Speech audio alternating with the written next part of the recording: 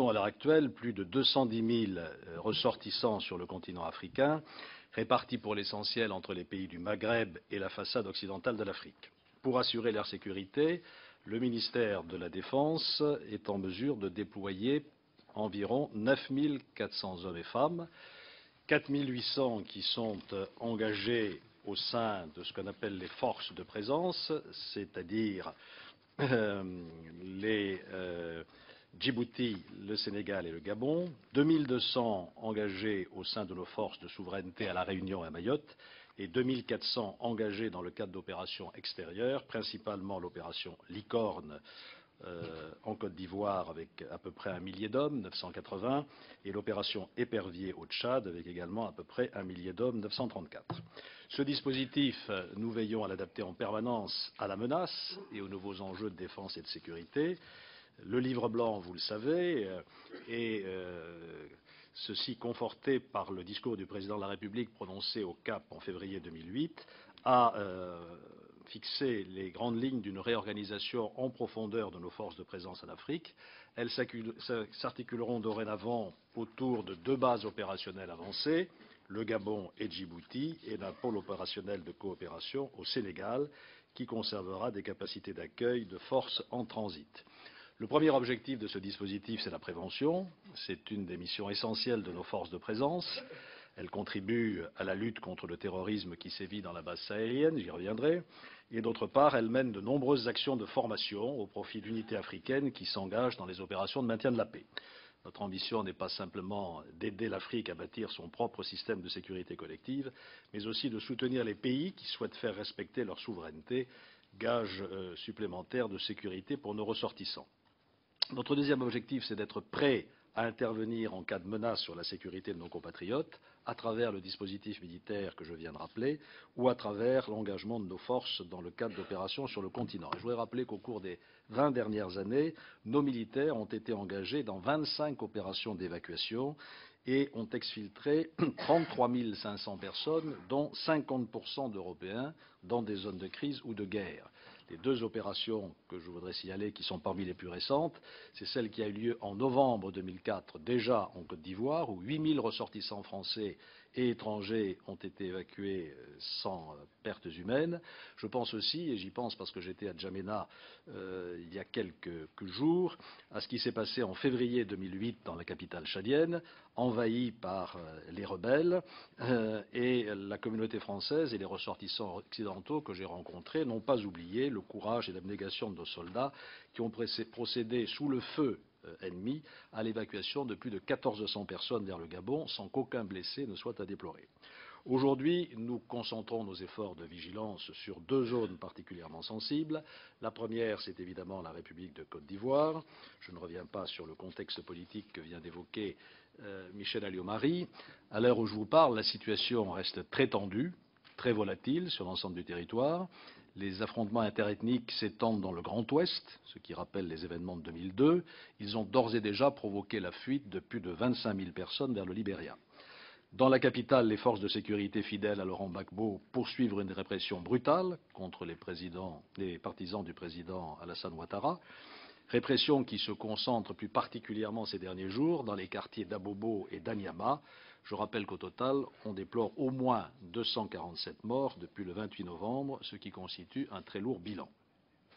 Ces mêmes forces de sécurité fidèles à l'ex-président Gbagbo entravent au quotidien la liberté d'action de l'ONUCI, de l'Organisation des Nations Unies en Côte d'Ivoire, et contrairement aux déclarations de Laurent Gbagbo, elles n'ont toujours pas levé le blocus du Golf Hotel où sont réfugiés le président élu et son gouvernement. Dans ce contexte, et au moment où je vous parle, la sécurité de nos ressortissants n'est pas directement menacée. Pour autant, les 980 soldats de la force Licorne engagés sous mandat de l'Organisation des Nations Unies et qui sont regroupés dans Abidjan depuis juin 2009 se tiennent prêts à faire face à une soudaine dégradation de la situation. Des moyens importants des 3 armées sont par ailleurs maintenus en alerte en métropole, mais aussi au sein de nos forces prépositionnées en Afrique pour pouvoir venir en soutien de la force Licorne s'il fallait assurer la sécurisation et l'évacuation de nos 15 000 compatriotes à Abidjan, sans compter les ressortissants européens. La deuxième zone qui fait l'objet de notre vigilance, c'est bien sûr le Sahel. Dans cette région, en collaboration avec d'autres partenaires occidentaux, notre ministère apporte un soutien résolu aux armées des États qui en font la demande pour les conseiller et les accompagner dans la lutte contre Al-Qaïda au Maghreb islamique AQMI. Il s'agit principalement de la Mauritanie, du Niger. Cet effort de longue haleine ne doit pas nous interdire des actions à court terme pour préciser aux autorités locales nos attentes en matière de sécurité de nos ressortissants. C'est dans cet esprit que je me suis rendu à Niamey il y a quelques jours, à la suite de l'enlèvement de nos compatriotes Vincent Delory et Antoine de Léaucourt, pour rencontrer les autorités nigériennes.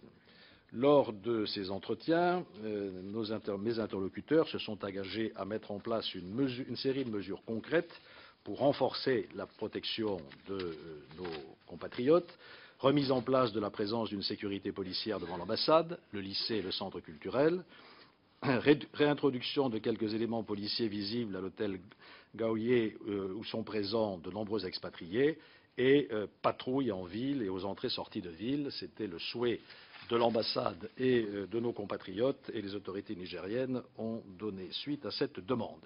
J'ai rencontré également les Français présents à l'ambassade, réunis à l'initiative de l'ambassadeur, et je leur ai fait part d'un certain nombre de mesures ou de recommandations. Le Quai d'Orsay a d'abord décidé de classer en zone orange l'ensemble de la zone au sud du Niger, et Bamako également. Le classement en zone orange veut dire que les déplacements doivent être limités au strict nécessaire. Je les ai également vivement incités avec l'ambassade à faire en sorte que le dispositif d'îlotage qui est mis en place dans tous les pays où nous avons des problèmes de sécurité soit aussi mobilisé que possible. J'ai lancé un appel aux entreprises également, et Madame la ministre des Affaires étrangères a relayé cela auprès des entreprises françaises pour qu'elles se décident enfin, et je dis enfin, à adopter des plans de sécurité efficaces. Le plan de sécurité d'Areva n'est toujours pas validé par les autorités nigériennes, de même que j'ai lancé un appel aux organisateurs de voyages pour qu'ils cessent d'amener des touristes dans ces régions. Nous avons en ce moment une inquiétude toute particulière sur l'ensemble des festivals culturels qui se déroulent au Nord Mali, qui attirent beaucoup de Français à titre individuel ou en organisation de voyage, et le risque est maximum. À l'occasion de mes entretiens avec le président de la République du Niger, le ministre de la Défense, le ministre de l'Intérieur, j'ai bien évidemment évoqué les événements dramatiques qui ont abouti à la mort d'Antoine de Léaucourt et de Vincent Delory, et j'imagine qu'il y aura beaucoup de questions. Je voudrais quand même en dire un mot rapidement. Je ne reviens pas sur les circonstances de la prise d'otage le 7 janvier dans un restaurant du centre de Niamey. Elles sont maintenant à peu près établies, avec une incertitude sur les raisons pour lesquelles ce sont ces deux Français-là qui ont été ciblés par les ravisseurs. Il semble, si l'on en croit l'enquête du procureur français et les autorités nigériennes, que ce soit l'effet du hasard. Dès que cet enlèvement a été opéré, les forces nigériennes se sont mobilisées pour poursuivre et arrêter les ravisseurs. Et elles nous ont demandé notre soutien. Et il a fallu, dans la nuit du 7 au 8 janvier, que le président de la République prenne une décision et réponde à cette demande. Il s'est étroitement concerté avec le Premier ministre et avec moi-même. Les options étaient claires, non ou oui. Dire non aux Nigériens, ça voulait dire quoi? Ça voulait dire prendre le risque maximum de laisser les ravisseurs emporter les otages dans un refuge de la zone sahélienne, avec les conséquences que l'on connaît. N'oublions pas les 5 otages qui y sont déjà. Et dire non, c'était aussi envoyer un signal de non-intervention, avec le risque de contagion et de multiplication de ce genre d'enlèvement dans une zone particulièrement sensible. Et donc le président de la République a décidé de dire oui. Oui à une intervention des forces françaises pour aider les forces nigériennes à stopper les ravisseurs. Tout au long de la nuit, les forces nigériennes ont poursuivi la traque des ravisseurs. Un certain nombre d'affrontements ont eu lieu, et en particulier au matin du 8, un affrontement au-delà de la frontière entre le Niger et le Mali, mais avec autorisation d'exercer le droit de suite donné par les autorités maliennes, entre des forces de gendarmerie nigériennes et les ravisseurs. Cet événement ne nous a pas été connu d'emblée. Je voudrais insister sur ce point. L'information sur ce genre d'événement se constitue petit à petit. et en particulier le traitement des images des avions qui ont suivi tous ces événements a pris du temps. Et depuis, nous avons pu, en regardant ces images, constater effectivement que cet affrontement avait bien eu lieu.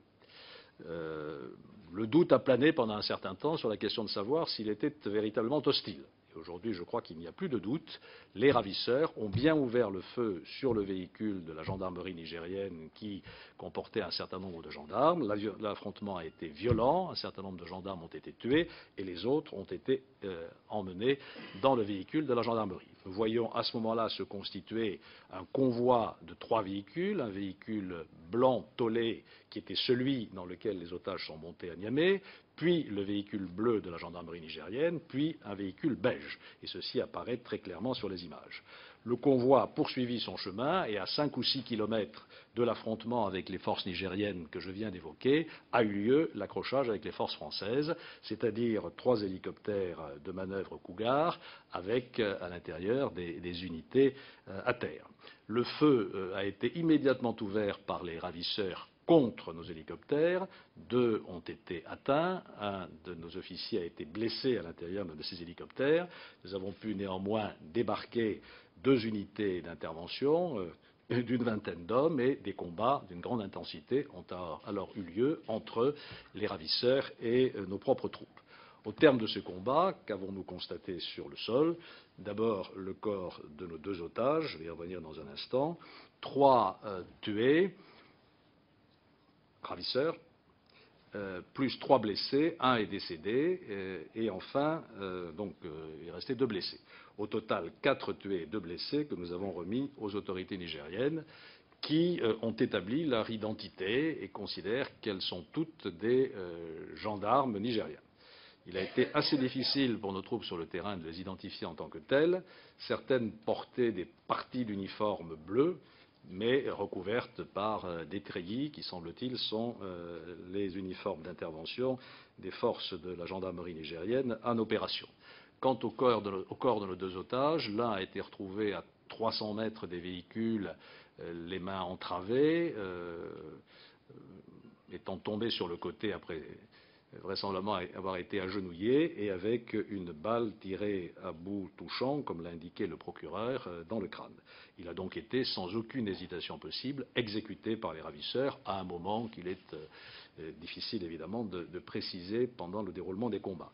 Quant à l'autre, son corps a été retrouvé à la portière du véhicule blanc, en partie brûlé.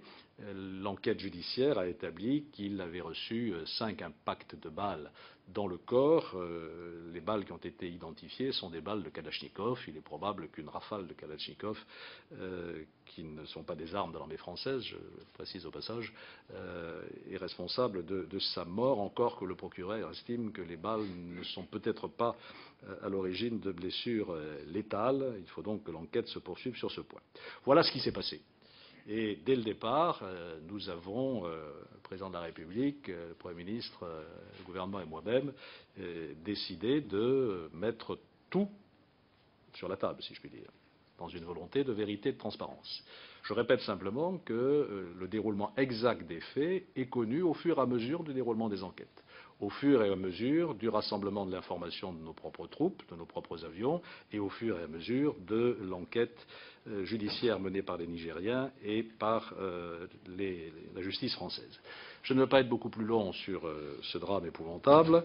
Je voudrais simplement rendre hommage à nos soldats qui sont intervenus dans des conditions extrêmement difficiles, sous le feu d'adversaires prêts à tout, pour qui la vie humaine n'existe pas en tant que valeur. Seule la mort compte. Ils ont été au feu, donc, dans des conditions extrêmement difficiles. Je voudrais dire enfin que je comprends parfaitement la révolte, l'indignation des familles des 2 otages et de leurs amis. J'ai l'impression, j'ai le sentiment, j'ai la conviction que dans cette situation extrêmement difficile, la responsabilité du politique, c'est à certains moments de prendre des décisions. C'est ce que j'ai fait et j'ai le sentiment d'avoir, dans ces circonstances, fait tout simplement mon devoir, même si cela est extraordinairement difficile à expliquer à des familles qui sont dans la peine.